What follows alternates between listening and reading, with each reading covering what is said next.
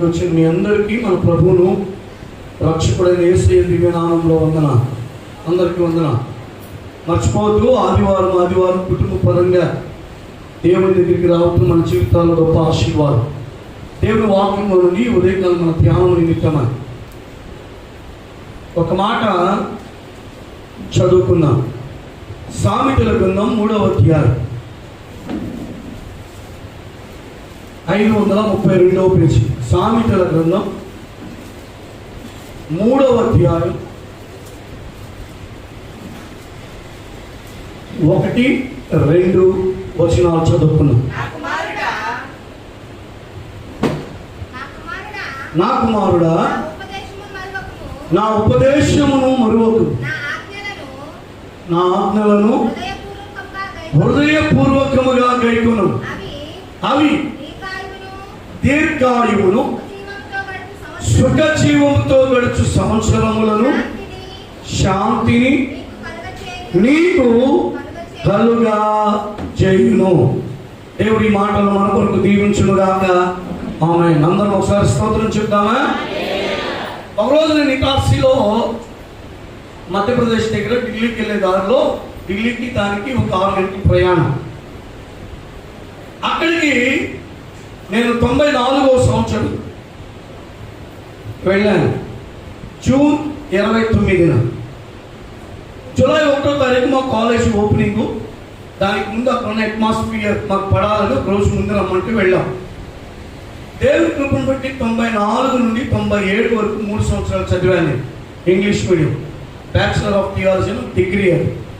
ఆ చదువుతున్న దినాల్లో ఫస్ట్ ఇయర్ జాయిన్ అయినప్పుడు నేను, జాన్ గారని, మూలపాడు పాస్టర్ గారు మేము మిత్రమే.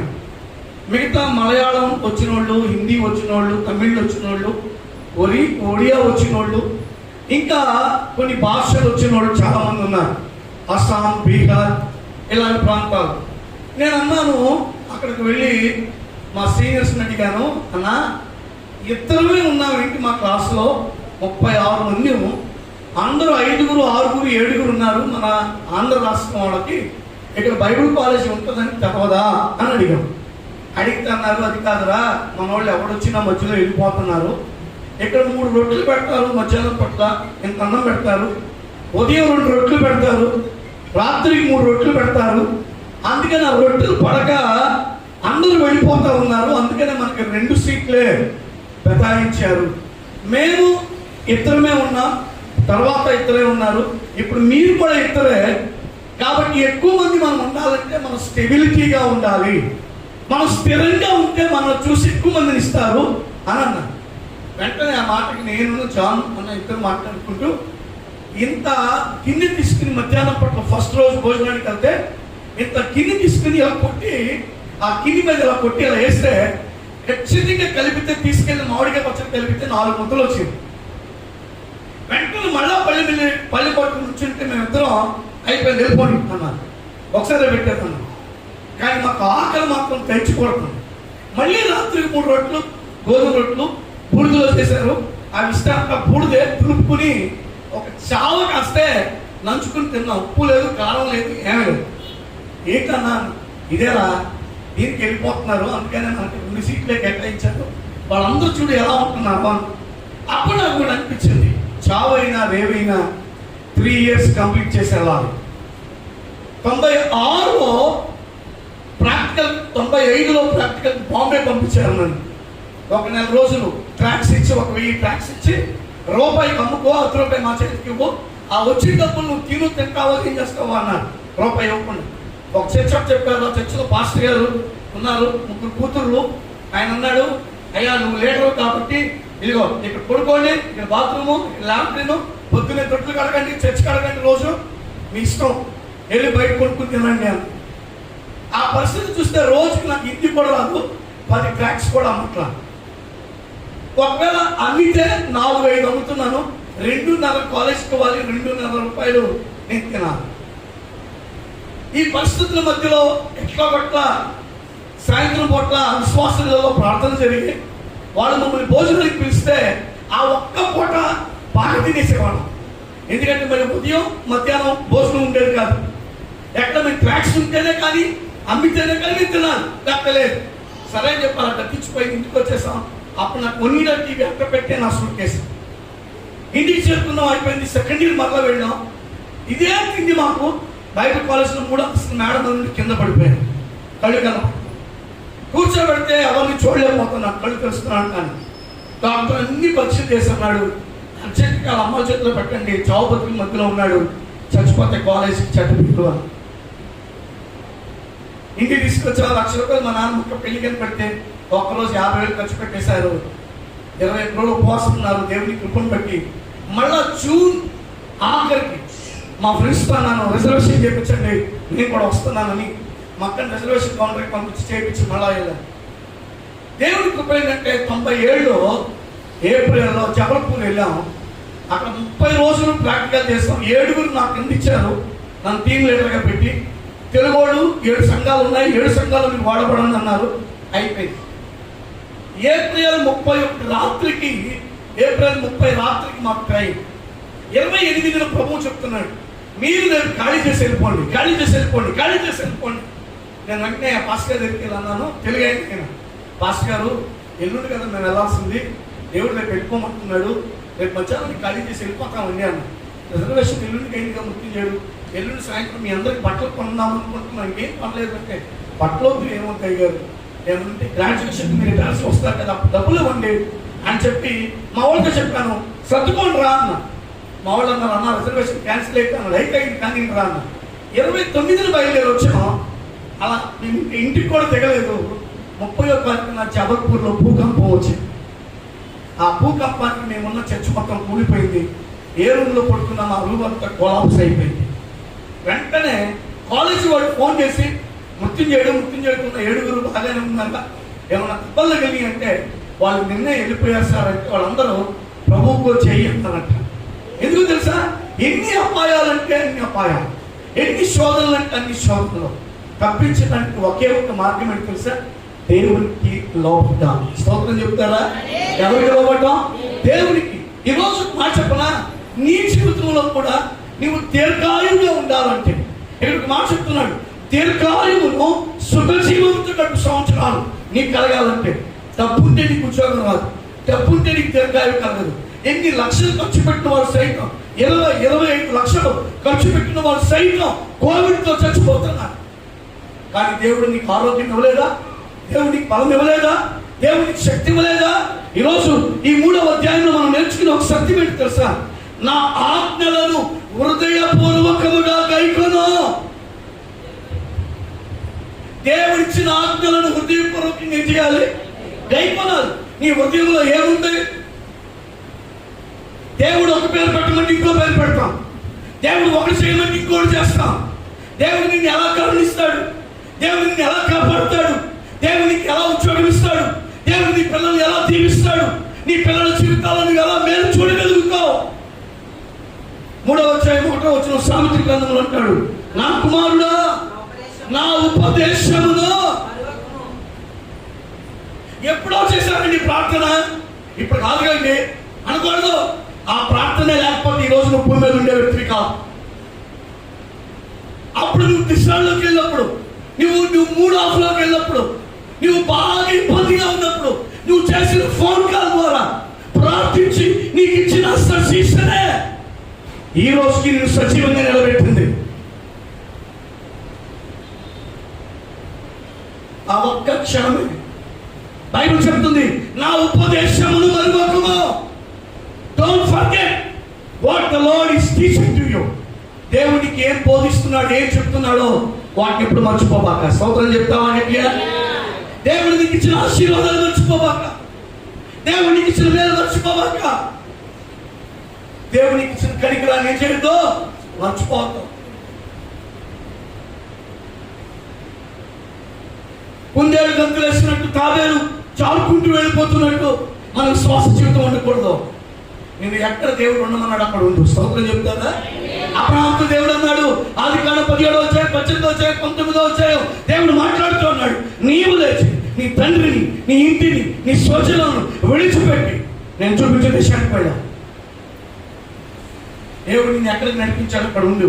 నేను అంటాను, ఎలాంటి పరిస్థితులు దేవుడు నీకు చేసినా అవి నీకు ప్రయోజనమే. అవి నీకు ప్రయోజనమే.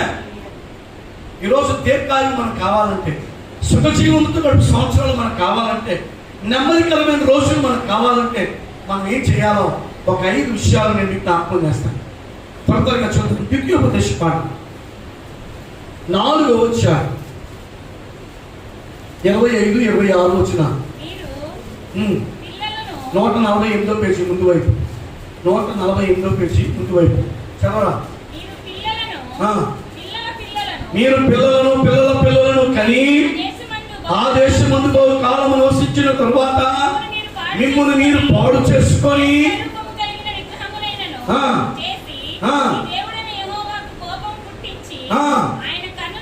ఆయన కన్నుల ఎదుట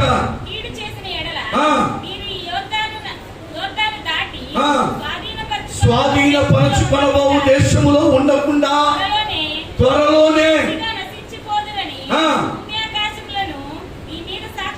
జాగ్రత్తగా మాట్లాడుతూ ఏం చేయాలి? మనుషులు సాక్షి కాదు మనకు కావాల్సింది.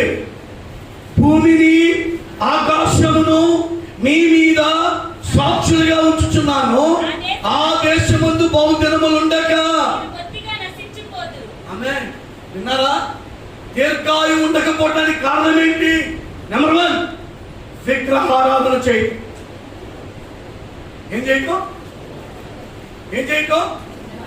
మీరు అనొచ్చు, పాస్టర్ అంటే మానేసి ఎప్పుడో అయింది.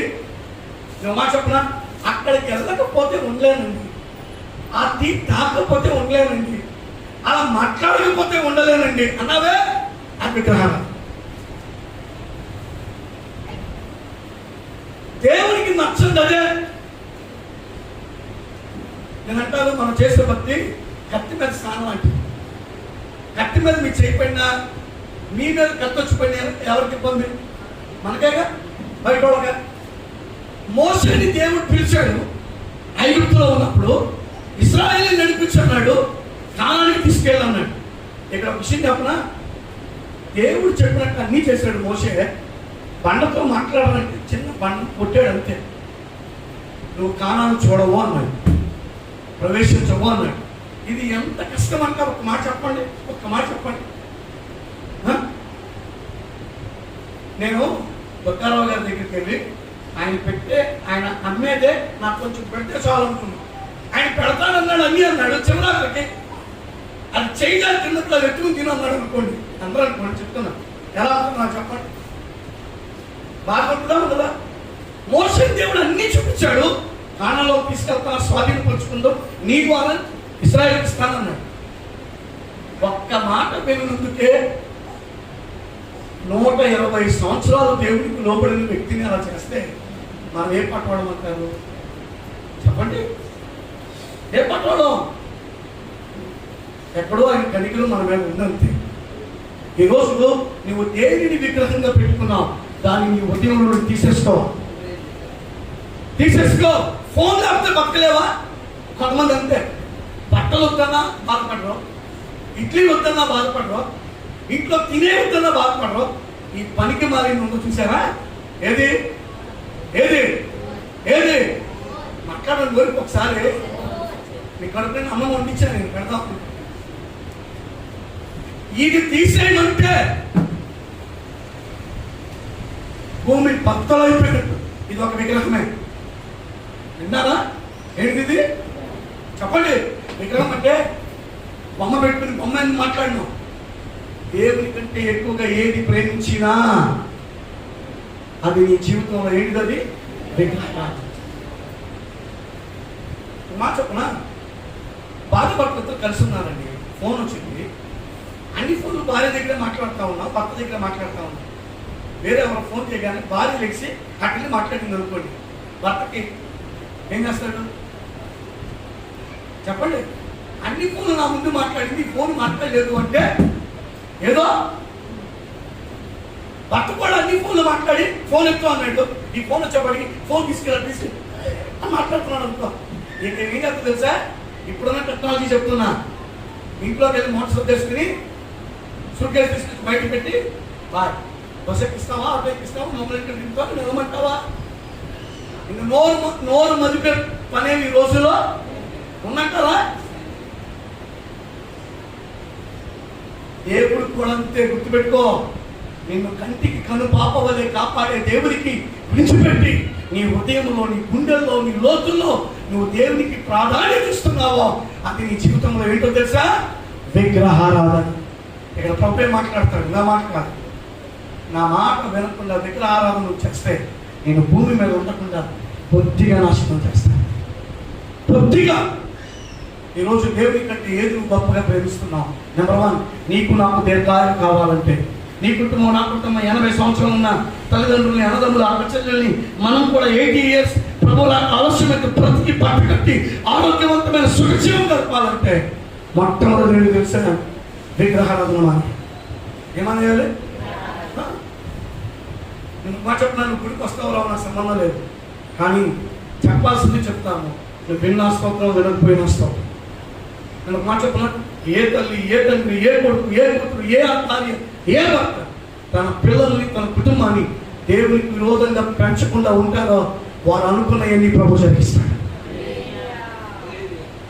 మనం ఇతరులతో చెప్తాం కదా. ఒక మాట చెప్తాను. నేను మా నాన్నగారితో మాట్లాడతాను. మంచి కండక్టర్ మా నాన్నగారు, ఆర్టీసీ కండక్టర్, విజయవాడ. ఇప్పటిగా వెళ్ళాం. రైట్ ఓలే అంటాం. మా నాన్న తీసుకొచ్చి ఉద్యోగం మానేశాను. మంచి వ్యాపారవేత్త. హోటల్లో కూర్చున్నాడంటే ఎక్కడ ఏది కొనాలో, ఏది చేయాలో, ఎవరికి ఎలా పెట్టాలో మొత్తం తెలుసు. కానీ ఆ వ్యాపారం నేను చేయలేనని మానేశాను. విజయవాడలో మంచి రౌడీ వాళ్ళతో తిరిగాడు. నెహ్రూ గారు వాళ్ళని కత్తులు, బస్సులు మొత్తం దాచుకుని మా నాన్న ఎక్కడ కనపడినా చచ్చిపోయేంత వరకు సాంసర్ గారు బాగున్నారా అనేవాడు.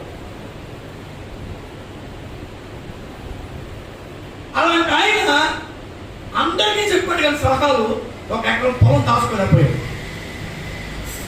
నేను ఆ మాట మా నాన్నగారిని అంటూ, ఇప్పుడు నేను జాగ్రత్త పడి నేను నా పిల్లలకి ఏదో నిలబెట్టలేదు అనుకోండి, నేను మా నాన్నగారు అనే స్థాయికి ఉన్నానంటారా? చెప్పండి. లేదు కదా. ఈ రోజు మా నాన్న తాగాడండి, ఇల్లు పాడు చేశాడండి, మా నాన్న తాగాడండి, మా బతుకులు పాడు చేశాడండి అనే వాళ్ళకి నేను ప్రశ్న అడుగుతున్నాను. పాపంతో వచ్చింది, నువ్వెందుకు తాగుతున్నావు? నీ భార్య అంత ఇబ్బంది పెడుతుందో, నేను నీ ఇంట్లో వాళ్ళంత ఇబ్బంది పెడుతున్నారా? కొంతమంది ఏ ఫంక్షన్ అయినా అది లేకపోతే ఏది ఆ శేషకాయ అంటారా? ఇంతకుముందు సోడాకాయ అనేవాళ్ళు కదా. ఇప్పుడు ఆ శేషకాయ లేకపోతే మూమెంట్ రాదంట. ఏం కాదు, వడ్డించాలన్నా, మాట్లాడాలన్నా ఏం రావాలి? ఒక చోట 40 మంది కుర్రాళ్ళు వచ్చారు అంటే ఆ శేషకాయ ఉందని అంటుంది. నాకు ఎవరు రారండి. ఈరోజు ఒక మాట చెప్పిన భారంతో మీకోసం ఏడ్చి ప్రార్థన చేసే ప్రార్థన వ్యర్థంగా పోతుంది. ఎందుకు తెలుసా? మీరు, మీ కుటుంబం, మీ యజమానులు త్రాగుడికే మనసులో అవుతున్నారు తప్ప దేవుడికి మనసులో ఉంటుంది. ఒక అబ్బాయిని సరదాగా చౌక అన్నాను, మేనల్ని పుట్టాడు, నా మీ అమ్మ మొక్కుకుందంట బాప్టిజం పొందుతామనంటే, మా అమ్మ లాంటి ఏం మొక్కుకోదులేండి, మా అమ్మ సంగతి నాకు తెలుసు. ఇంకా ఏదైనా మొక్కుకుందంటారా? నేను ఒప్పుకుంటాను. బాప్టిజం అనే మాట మా అమ్మ మొక్కుకుందండి. అప్పుడు అనిపించింది, మన పిల్లల్ని మనం డబ్బు కోసం పెంచుతున్నాం, ఆరోగ్యం కోసం పెంచుతున్నాం, సంపాదన కోసం పెంచుతున్నాం, కానీ క్రీస్తు కొరకు మనం పెంచట్లేదు. నిత్య అగ్నిగుండానికి మన పిల్లల్ని మనం దాటవేద్దామా? ఈరోజు ఒకే ఒకటి, నీ గొప్పల దీర్ఘాయువు నీ కలగకుండా ఉంది అంటే విగ్రహారాధన విడిచిపెట్టాలి. విగ్రహారాధన, ఈ ఫోన్ లేకపోతే, ఈ బట్టలు లేకపోతే, ఇది లేకపోతే, ఈ వస్తువు లేకపోతే, ఈ ప్లేస్ లేకపోతే నా జీవితంలో లేదనుకుంటా. ఏది ఉన్నా లేకపోతే దేవుడు ఉంటే చాలు. స్తోత్రం చెప్తారా? మొట్టమొదటి విగ్రహారాధనకు దూరంగా ఉండాలి. దేనికి దూరంగా ఉండాలి? నువ్వు ఎక్కువ కాలం జీవించాలంటే, మందు మాకు లేకుండా ఈ ఆరోగ్యంగా ఉండి బతకాలి అంటే విగ్రహారాధనకు దూరంగా ఉండాలి. రెండో విషయాన్ని జ్ఞాపకం చేస్తాను. రెండో విషయం, ద్వితీయోపదేశకాండం 5వ అధ్యాయం 33.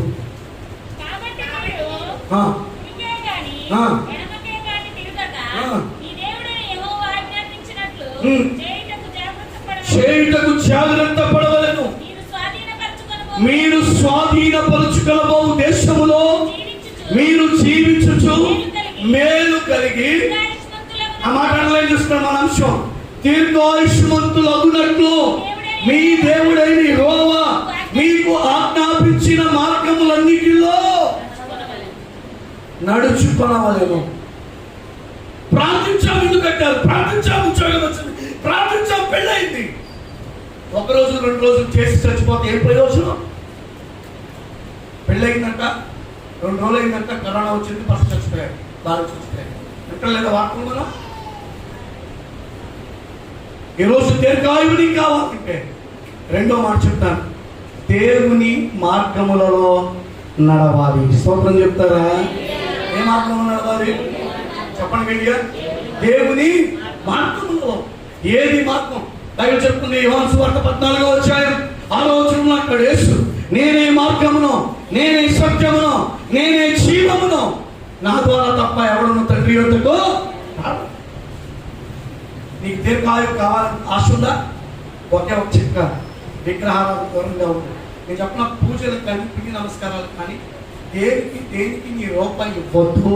నీ రూపాయి ఇచ్చావంటే నువ్వు వెళ్ళినట్టే, నువ్వు పాలు పంచుకున్నట్టే. నన్ను అప్పుడప్పుడు రోడ్డు మీద కొంతమంది అడుగుతూ ఉంటారు, బాబు ఆకలి అవుతుంది బాబు, ఆకలి అవుతుంది బాబు, ఒక 20 రూపాయలు బాబు అంటు. నేను అంటున్నా ముసలాన్ని అంటున్నా, పక్కగా నిజంగా చెప్పు, నిజంగా ఆకలి అవుతుందా అని అంటాను.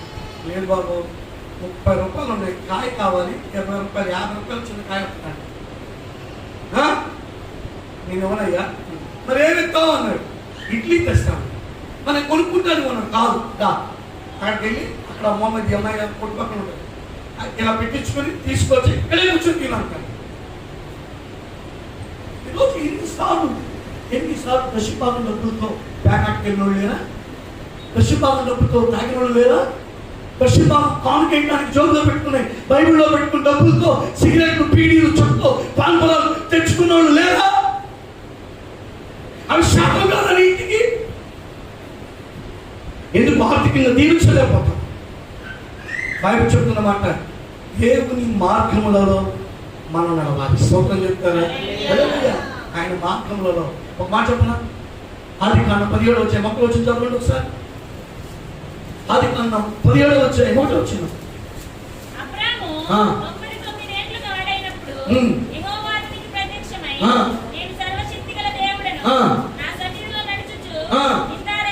ఆ మాటలు లేచండి. నా సన్నిధిలో ఎలా నడవాలి? నువ్వు నిందలేని వాడిగా. స్తోత్రం చెప్తారా? ఏం లేనివాడిగా. రోజు ఈ కూర బాగోలా, ఈ పచ్చడి బాగోలా, నీ వ్యవహారం బాగోలా, ఈ పట్టణ బాగోలా, రోజు ఏదో కట్టున్నారు అనుకోండి, భర్త భార్యని భర్త ఆ కుటుంబ సజావు వెళ్తుందా? రెండు. ఈరోజు దేవుడు వాక్యం చెప్తున్నమాట. రెండోది, నీకు నాకు నిర్ధారణ కావాలంటే దేవుని మార్గములలో నడవాలి. యెషయా గ్రంథం 53లో చదవట్లేదు, పురాతన మార్గం ఏదో తెలుసుకుని ఇందులో నడవాలి. స్తోత్రం చెప్తారా? భక్తి చేద్దాం. ఏం చేద్దాం చెప్పండి? భక్తి. చనిపోయినప్పుడు ముక్కులు తీసేయటం కాదు, చెవులు తీసేయటం కాదు, చెవులు తీసేయటం కాదు, బతికుండగానే దేవుని కొరకు తీసేస్తాం. చచ్చిపోయినప్పుడు ఎవరు నీకు గాజులు ఉంచరు, చచ్చిపోయినప్పుడు ఎవరు నీకు మంగళసూత్రం ఉంచరు, చచ్చిపోయినప్పుడు ఎవరు నీకు మెట్లు పిల్లలు ఉంచరు, చచ్చిపోయినప్పుడు ఎవరు 2 పాటలు తాడు చేయించుకుంది అని ఆ తాడు ఉంచరు. చనిపోయినప్పుడు తీసి పక్కన పెట్టే బదులు దేవుని కొరకు తీసి సమర్పణ చేసుకుంటూ, నేను అంటాను, నీవు నీ పిల్లలు ఏ కోణంలో ప్రభు తీసుకెళ్తాడో నీకు చెప్తాడా? ఎప్పుడో కాదు. నేను అంటాను, దేవుని సేవకునికి చెప్తున్నాను, దేవుని మార్గంలో నడుస్తుంది. స్తోత్రం చెప్తావా? 3వ మాట చెప్తాను చూడండి. ద్వితీయోపదేశకాండం 6వ అధ్యాయం 2వ వచనం.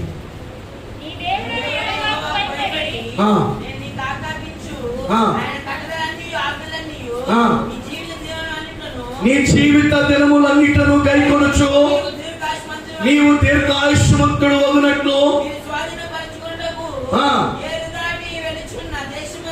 చాలు. బైబిల్ చెప్తున్న మాట, నీవు దీర్ఘాయువు కావాలంటే నీ జీవిత దినములు ముగించు వరకు దేవునికి భయపడాలి. స్తోత్రం చెప్తారా? ఏం భయపడాలి చెప్పండి. నేను అప్పుడప్పుడు ఈ మధ్యకాలంలో ప్రభుత్వంతో మాట్లాడితే 100 స్థుతులు చదువుతున్నాను. పోయిన కొంతకాలం నుండి 300 స్థుతులు చదువుతున్నాను. నాకు అప్పుడప్పుడు ఒకవేళ 10 నిమిషాలు ముందు వస్తే స్తోత్రం, రాకపోతే కరెక్ట్గా 6 గంటలకు వచ్చాను అనుకోండి, అది 6:20 వరకు 20 నిమిషాలు పడతాయి, 20 నిమిషాలు 30 నిమిషాలు పడతాయి. నాకు అనిపిస్తుంది, ప్రభా రోజు చదువుతున్నాను కదా, ఈ ఒక్కరోజు చదవటం కొంచెం తగ్గించి మళ్ళీ తర్వాత చదువుతాను నేను వ్యక్తిగతంగా కూర్చొని కొంచెం తగ్గించి ఒక పాటకు 2 పాటకు అవకాశం ఇస్తే బాగుంటుంది కదా అంటే ప్రభు ఎవరు తెలుసు మనసులో తగ్గిస్తురా నేను ఎలా తగ్గిస్తున్నా చూస్తాను ఈ రోజు. ఒక పాటే పాడితే ఏమవుతుంది? అందుకని కొన్నిసార్లు అవకాశం ఉంటే అందరం కలిసి 4-5 పాటలు పడతాం. అవకాశం లేకపోతే టైం అయితే ఎన్ని పడతాం చెప్పండి? 2 ఒకవేళ వీళ్ళు వస్తే నేను కూడా పాడి ఒక పల్లవి ఒక చరణం ఓం ప్రదంగా రూపాయి ఇవ్వడం కలిసేసిన చేతులతో ఆ సెంటిమెంట్తో ఒక పల్లవి చరణం పాడి ఆడపిస్తాను. ఈరోజు దీర్ఘాయుష్మంతులం అవ్వాలంటే 3వ విషయం ఏంటి తెలుసా? దేవునికి భయపడాలి. ఎవరికి భయపడాలి? చెప్పగలిగా ఎవరికి భయపడాలి? మనుషులు ఏర్పడుకోండి, చేసుకున్నాడు ఏర్పడు, చేసుకుని ఏర్పడి ఇవాళ ఉంటారు. దేవుడు అనుమతిస్తేనే వెళ్ళిపోతారు. కానీ దేవుడు భూమి ఆకాశంలో సృజించినవాడు. ఆయన భూమి మీద మనల్ని లోకలు ఇవ్వకపోతే అవకాశం. 3వ విషయం ఏంటి తెలుసా? దేవునికి భయపడితే దీర్ఘాయుష్మంతులం అవుతాం. స్తోత్రం చెప్తారా? ఎవరికి భయపడదాం చెప్పండి ఏంటిగా? ఎందుకు భయపడదాం చెప్పనా? యెషయా గ్రంథం ఒక్క నిమిషం. యెషయా గ్రంథం 43వ అధ్యాయం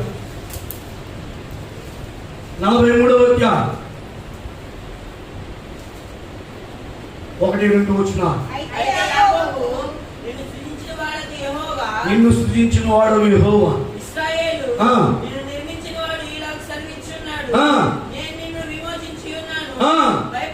భయపడకుము. ఆమేన్. ఒక్క నిమిషం ఆగండి.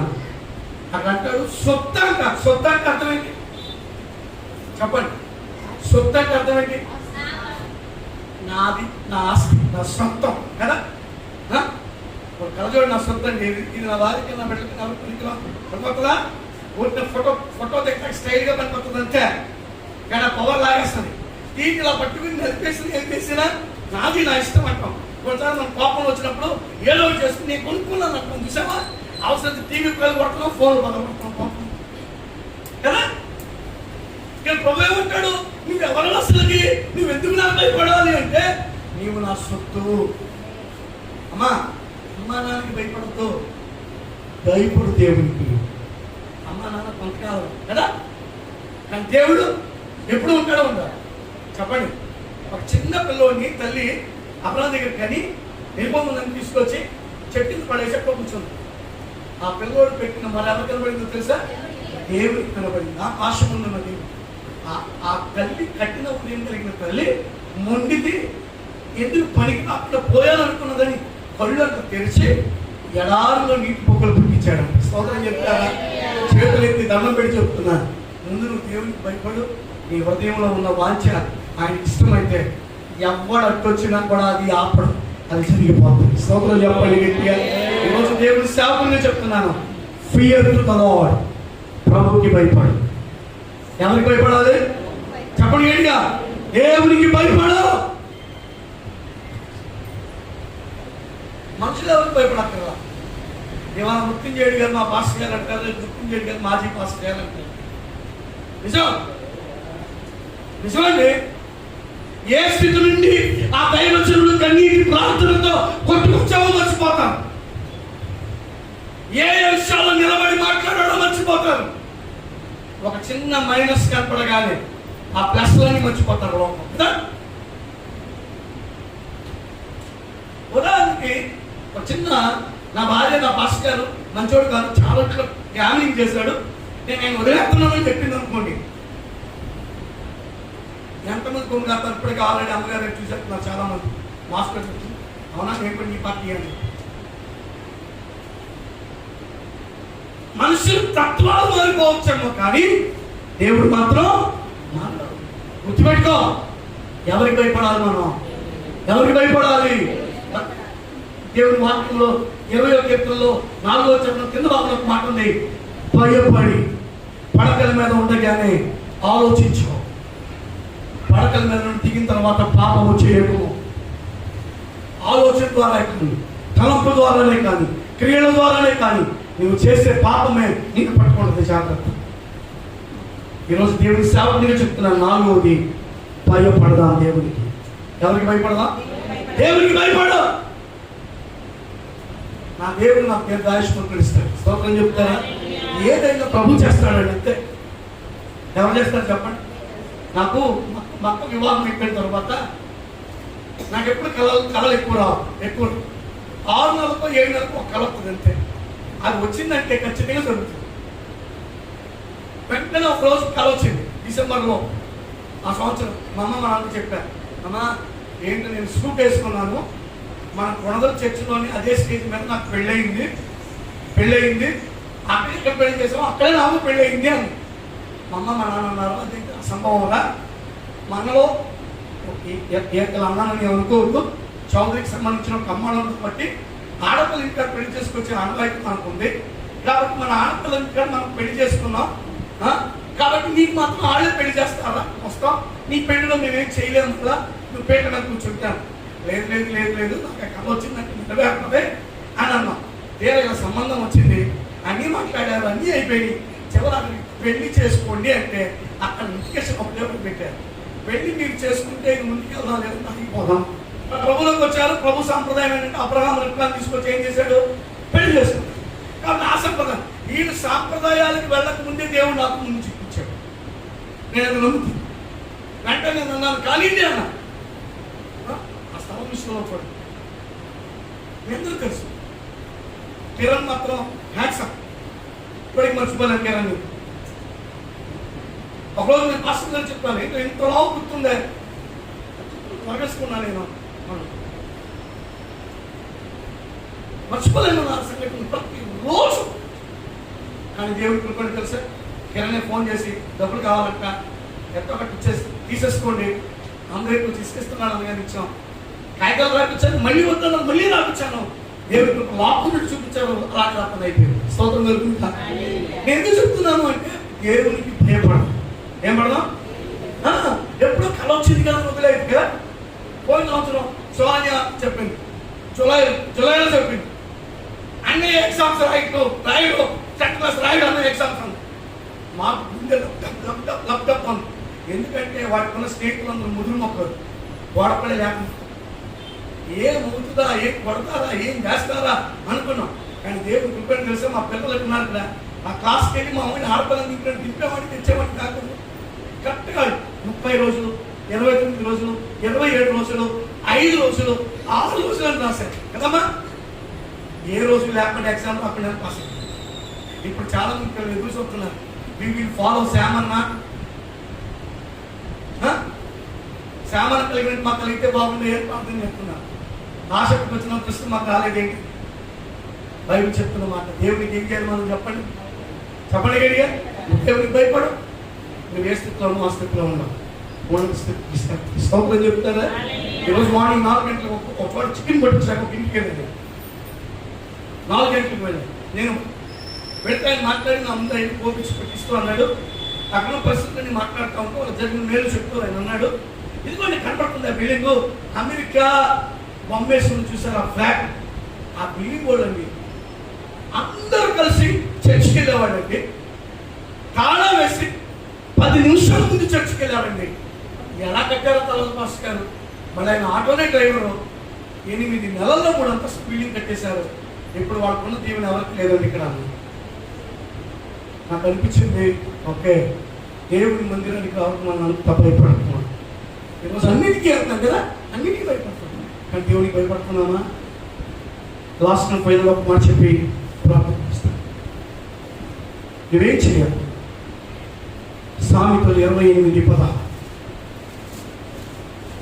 సామెతలు 28:16.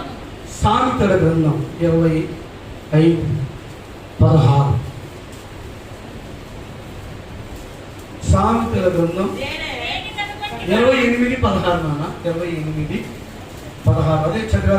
వివేకము లేని వాడపై జనులను అధికముగా బాధ పెట్టు అధిక. దుర్లభమును ద్వేషించువాడు దీర్ఘాయుష్యమంతుడను. దేన్ని ద్వేషించాలి? దుర్లభమును.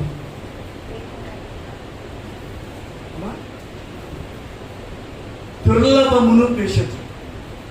వ్యత్యాసం, హెచ్చు తక్కువలు, భేదాభిప్రాయం. ఈరోజు సంఘాలలో కొంతమంది కులాలు తెస్తున్నారు. దయచేసి చెప్తున్నారు, అలాంటి మందిరానికి రావా.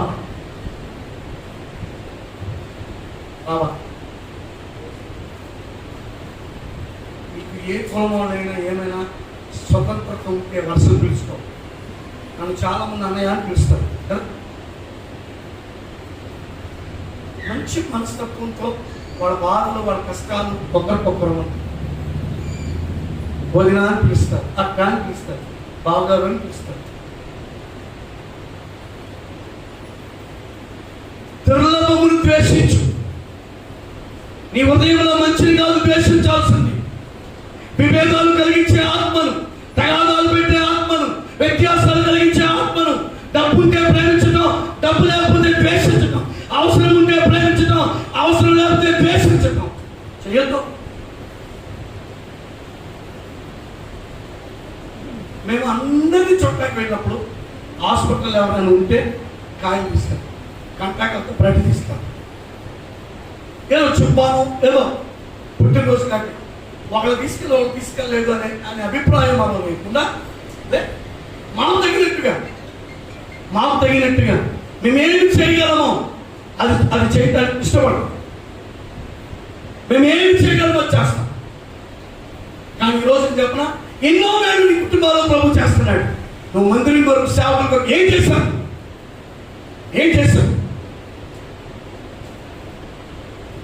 నీ కుటుంబాల్లో దేవుడు ఎన్నో కార్యాలు చేశాడు, ఎన్నెన్నో స్థితులు లేపాడు. చిన్నానికి పెద్దానికి ప్రార్థన సహాయం అవసరం అవుతుంది కదా. సేవకులు పక్కన కలిసిపోయారు, రేపు ఉదయం కార్యం ఉంది, ఎన్ని గంటలకి అమ్మో పప్పాన్ని ఇబ్బంది పెట్టుకోవడం. మనకు అర్జెంట్ అయితే అది 2 అయినా 3 అయినా 1 గంట అయినా 12 అయినా ఫోన్ చేసేస్తాం కదా. అదే మనం సమయానికి వస్తున్నామా? ఆలోచించు ఒకసారి. ఇదే పని ఈజీ అయితే నీ పిల్లలు తిప్పు. దేవుని సేవ. దుర్లభమును ద్వేషించేవాడు దీర్ఘాయుష్మంతుడు అవుతాడు. స్తోత్రం చెప్తారా? ఈరోజు నీ జీవితంలో ఏమేమైతే నీ వ్యక్తిగతంగా లాభం అనుకుంటున్నావో వాటిని బాగా తీసుకెళ్ళాం. చాలాసార్లు బాధలా కానీ కష్టంలా కానీ 9 నెలలు కనేటప్పుడు, ఏమంటే నీళ్ళు వేసుకునేటప్పుడు, పిల్లలు కావాల్సి వచ్చినప్పుడు, పిల్లల కోసం గంట ప్రార్థనలు పెట్టుకుంటారు, కంటాలు అన్నీ చేస్తారు. పుట్టిన వెంటనే తీసుకొచ్చి చేతిలో పెట్టి మీ ఇష్టమండి ఏ పేరు పెడతారో ఆ పేరు పెట్టుకోండి అన్న తల్లిదండ్రులు ఈ రోజుల్లో కనపడతారా? పంచాంగాలు, జ్యోతిష్కులు, కులాలు చూసి పేర్లు పెడతాను. నేను మాట చెప్పిన బయట పెట్టుకొస్తే సరిపోదు. ఎంతమంది సర్టిఫికేట్లు క్రైస్తవులు అని మార్చుకోగలిగామో అదే మనకి. ఇప్పటికీ పిల్లలు స్కూల్లో జాయిన్ చేస్తా. హిందూ అండి, దేవుడు మనకు మేలు చేస్తాడా? ఆ పేరుని బట్టంట శ్రమనందుట భాగ్యం అంట. క్రైస్తవులైన మనం చెప్పలేమా? క్రిస్టియన్ అండి మేము అని చెప్పలేమా? రిజర్వేషన్ మనకి ఎంత తక్కువైపోతా. నువ్వు ఆ పేరు చెప్పడం వల్ల నువ్వు ఎన్ని లక్షల రూపాయలు ఉద్యోగం పొందావు, ఎన్ని వేల రూపాయలు ఉద్యోగం పొందావు. దేవుని కాపుదలు పోగొట్టుకోవట్లేదా? దేవుని అవమానపరచట్లేదా? విరోధి అయిన అపవాది అక్కడికి ఏమంటాడు తెలుసా? ఇదిగో కాపాడు అన్న మృత్యుంజయుడు ఏడ్చి ప్రార్థన చేయించు. మీరు నన్ను అవతలతో వస్తావుగా, అది చూడు హిందూ అని పెట్టుకున్నాడు. సిగ్గులేదు నీకు మృత్యుంజయుడికి? నన్ను ఈరోజు నేను హిందూ మాట్లాడి చాలా బాగా అనిపించింది. నిజంగా ఈరోజు మీకు పెళ్లి రోజు ఏముందా నాకు అప్పుడు అనిపించింది. ఓకే, ప్రేమ ఇసడు అవుతుంది అన్నమాట. ప్రేమ తగ్గిపోతుంది.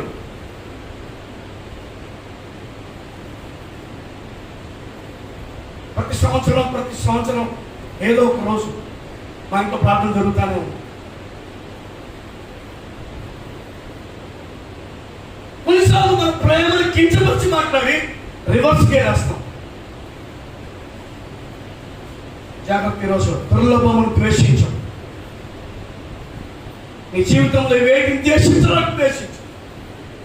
నీకు ఇవ్వవలసిన దీర్ఘాయువును నా ప్రభు నీకు ఇస్తాడు. స్తోత్రం చెప్తారా? నాకు నటించడం రాదండి. నేను నటిస్తేనా నా చేతిలో 60-70 మంది కుర్రాళ్ళు వచ్చుకోగలను. తాగండిరా, తిరగండిరా, ఎవరి కంట్లో చేసుకుంటారా, ప్రార్థన చేస్తాను నీ కాపుదల కంటేనా ఫాలో అప్ ముఖ్యం చేయడు అనేవాడు. పెద్ద పెద్ద కేకులు, బ్యానర్లో, షాల్వాలు, పోలంగులతో వచ్చేసేవాళ్ళే. ఈరోజు దేవునికి విరోధమైనవి ద్వేషించు. లాస్ట్ అండ్ ఫైనల్ ఒక మాట చెప్తాను. అవి దీర్ఘాయువును, సుఖ జీవముతో గడుపు సంవత్సరములను, శాంతిని నీకు అనుగ్రహించును. స్తోత్రం చెప్తారా? చిన్న మాట చెప్పి ముగిస్తున్నాను. బ్లాక్ ఫంగస్ అనే వ్యాధి కందప మీద వస్తుంది. రాగానే అవసరమైతే నీళ్లు తీసుకుని చల్లుకోండి. చేయి నలపటం వలన కనుపుకు లావయ్యి ఇదంతా కూడా మచ్చ అయిపోయి ఒక పాస్కర్ అలాగైంది. ఈ లావు కుండులాగా వచ్చింది. ఆపరేషన్ చేయడానికి 1,80,000 అడిగారు. దీని ద్వారా చెవికి ఎఫెక్ట్ అవుతుంది, దీని ద్వారా గొంతుకి ఎఫెక్ట్ అవుతుంది, మనిషి చనిపోతుంది. ఈరోజు వేటిని ద్వేషించాలో ద్వేషించేద్దాం. నీ కాపుదలలో మేము ఉండాలని అడగండి. స్తోత్రం చెప్తారా? ఎక్కువగా మనం ఇలాగే అంటాం కదా, ఇలాగే అంటాం. మన చేతులు ఆయన భద్రత కలుగుతున్నాం. అందుకే నా కుమారుడా, నా ఉపదేశమును మరొకము, నా ఆజ్ఞలను హృదయపూర్వకముగా గైకొనుము. అవి దీర్ఘాయువును, సుఖజీవంతో గడుచు సంవత్సరములను, శాంతిని నీకు దయచేయి. 50 నెల వచ్చే నెల నుండి కంపల్సరీ స్కూల్ చదవాల్సిందే అంటున్నారు. జూలై 1 నుండి ఎగ్జామ్స్ జరగాల్సిందే అంటున్నారు. ఏది ఏమైనా అంటాను, ఈ 5 పనులు చేయండి, నా దేవుడికి భద్రత ఇచ్చుగాక. మొట్టమొదటి మాట, విగ్రహారాధనకు దూరంగా ఉంటా. దేనిని విగ్రహారాధనగా భావించకూడదు. నేను అదే తిన్నానండి, నేను అదే తప్ప ఏం తిన్నానండి, నేను ఆసక్తిలోనే కూర్చుంటాను, నాకు తప్పేం చేయడం అనకూడదు. ఏది దేవుడు మనకు అవకాశం ఇస్తే దాన్ని చేసుకుంటూ వెళ్ళిపోదాం. రెండవది, ఆజ్ఞలను గైకొందాం. ఏంటంటే చెప్పండి, ఆజ్ఞలను గైకొందాం. మూడవది, దేవుని మార్గంలో నడుపుతా, దేవుని మార్గాల్లో నడుపుతా. నాలుగవది, దేవునికి భయపడదాం. ఐదవది, దుర్లభమును ఏం చేద్దామండి, ద్వేషి. ఏది మనకు ప్రయోజనమో దాన్ని వదిలేసుకుందాం. దేవునికి ప్రయోజనమైనది మనం కొట్టుకుందాం. స్తోత్రం చెప్తారా? దేవునికి ఏది నచ్చుతుందో అది చేయించుకుందాం. మనలో మేలు చేస్తాం. కొన్ని కృప పొందుదాం. దేవుడి మిమ్మల్ని మీ కుటుంబాన్ని దీవించి మేలు చేయను గాక. ఆమె అందరికీ వందనాలు. ఒక చిన్న మాట వినండి. ఈరోజు మా ఇంట్లో మా పెళ్లి రోజు ప్లస్ పాప పెద్దదైన సందర్భం కృతజ్ఞత కూడిక. ఆ కారణం చెప్పి మీ అందరికీ మామూలుగా మనం వెజిటబుల్ బిర్యానీ పెడుతున్నాం, దాన్ని సేవిస్తున్నాం. కాబట్టి ఈరోజు దాంతో పాటు ఆ వెజిటబుల్ బిర్యానీ స్థానంలో మంచి పలావ్, గోల్డ్ మాంసం వండించాను. దయచేసి ప్రార్థన ఆశీర్వాదాలు అయిన తర్వాత ఎవ్వరు ఎక్కడికి కలవద్దు. వ్యక్తిగతంగా వచ్చి మీకోసం ప్రార్థన చేసిన తర్వాత ఇట్లా ఉన్న కుర్చీలు ఇట్లా చేసుకోండి, ఇలా ఉన్న కుర్చీలు ఇలా వేసుకోండి. బల్లారాధన చేసుకుంటాం చూసాను, మనం బల్లారాధన కూర్చుంటాం కదా, అలా మీరు కూర్చుంటే మీ చేతిలోకి పళ్ళెం వస్తుంది. మీరు తిన్న స్తోత్రం, అలాగే ఆ పళ్ళెం పట్టుకుని మీ ఎడకెళ్ళి తిన్న స్తోత్రం. పొద్దున్న ఏం తింటామండి అన్నా కూడా నేనేం చేయలేను, ఎందుకంటే మధ్యాహ్నం పూట పెట్టుకుందామన్నా మనకు లాక్డౌన్ 12 గంటలు. ఆ కారణం చెప్ప దయచేసి ఈ విషయాన్ని గమనించండి. తినగలిగిన వారు ఇక్కడ తిని సంతృప్తిగా వెళ్ళండి. మీకు కూర్చుని మీద కూర్చోండి. లేదు తినమంది వెళ్ళిపోతామని అంటే అలాగే పళ్ళెం తీసుకుని మీరు మీ ఇంటికి వెళ్ళిపోవచ్చు. కాబట్టి విషయాలు గమనించండి, సహకరించండి. పాస్టర్ గారు చెప్పినట్లుగా 10వ తారీఖు మనకి ఆన్లైన్లో స్త్రీల కూటమి ఉంది. ఆన్లైన్లో స్త్రీల కూటమి ఉంది జూమ్లో. కాబట్టి మీకు అది ఐడి మన గ్రూప్లో పెడతాం. ఒకవేళ మీకు కావాలంటే పర్సనల్ పాస్టర్ గారిని అడగండి, వాళ్ళు మీకు పెడతారు. ఆ టైమింగ్స్ అంతా చెప్తారు. అదే రోజు నాకు మన ఏరియా సేవకుల సమావేశం ఉంది. ఏరియా సేవకుల సమావేశం ఉంది. వీళ్ళు ఇంట్లో ముందు చేస్తుంది, అక్కడ చేస్తుంది. ఒకటి మాట్లాడతాం. అత్యంత విషయం ప్రార్థన చేయండి. రేపటి నుంచి మన బైబిల్ కాలేజ్ మాకు ఓపెన్ అవుతుంది. దేవుని చిత్రంలో ఏ నెల నన్ను పిలిస్తే ఆ నెల వెళ్ళాలనుకుంటున్నాను. ప్రార్థన చేయండి. నెక్స్ట్ ఇయర్ ప్రభు నాకు ఆలస్యం అయితే శ్యామ్ అలాగే వెంకటరమణ కూడా సేవకు వెళ్తానున్నాను. ఈ సంవత్సరమే అన్నాడు, కానీ మళ్ళీ కొన్ని ఇబ్బందులు ఉన్నాయని ఆగాడు. ప్రభు చెప్పినట్టు వచ్చే సంవత్సరం జూన్లో జూలై 1వ తారీఖున శ్యామ్ అలాగే వెంకటరమణ ఇద్దరు మన సీఎం బైబిల్ కళాశాలకు వెళ్తున్నారు ట్రైనింగ్ అవ్వడానికి. వాళ్ళ కోసం ప్రార్థన చేయండి. దేవుడు వీలైన కావాలని ప్రేరేపిస్తే సేవకు సమర్పించుకోండి. ఆడవాళ్ళకు కూడా బైబిల్ కాలేజ్ ఉంది, ఎవరైనా వెళ్తానంటే పంపిస్తాం. కనుక వారి కోసం మీరు ప్రార్థన చేయండి, సిద్ధపడాలని ప్రభు నామములో కోరుతున్నాం. కళ్ళు మూసుకొని చిన్న ప్రార్థన చేసుకుందాం. మిగతా కార్యక్రమం మాట్లాడదాం. పరిశుద్ధులైన మాత్రమే ఈ ఉదయకాలం మీరు మాట్లాడి వర్తమానం బట్టి స్తోత్రం. దీవించండి, ఆశీర్వదించండి. నువ్వు చెప్పావు దీర్ఘాయువు సుఖజీవితం గడుపు సంవత్సరంలో శాంతిని ఇస్తాను. అది మేము పొందాలంటే విగ్రహారాధనకి దూరంగా ఉండాలి. నీకు ప్రభుత్వ ఆత్మలకు మేము లోపడాలి. అయ్యా నీ మార్గంలో నడవాలి, నీకు భయపడాలి, దుర్లభమును మేము ద్వేషించాలి. ఈ 5 మేము చేయడానికి కృప చూపండి. ఏదో వచ్చాము నా వెళ్ళిపోయాం అనే కాదు ప్రభా, వేషభాగంలో ఉండకుండా మేము ఉన్నత స్థితి కావాల్సిన కృపను మాకు ఇవ్వమని, దీవించమని, మేము ఇచ్చే కాలం దీవెనకరంగా మార్చమని యేసు నామములో వచ్చిందాం తండ్రి. ఈ సమయంలో భాస్కర్ పాట పాడుతుండగా కాంగ్రెస్ వేయించుకుంటాం.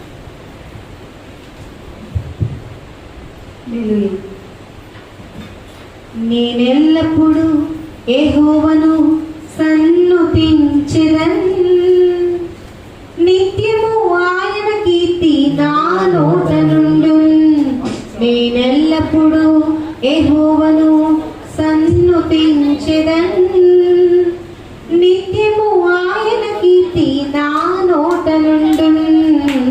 అంతా నా మేలుకే ఆరాధన యేసుకే, అంతా నా మంచికే తన చిత్తమునకు తల వంచితే ఆరాధన ఆపను, స్తుతించుట మానను.